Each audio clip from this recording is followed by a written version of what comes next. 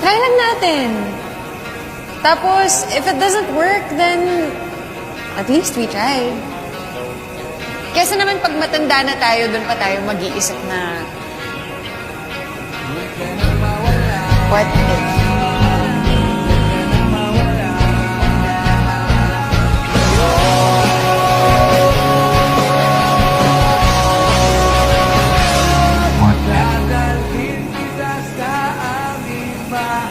Bakit? Natatakot ka ba sa what if?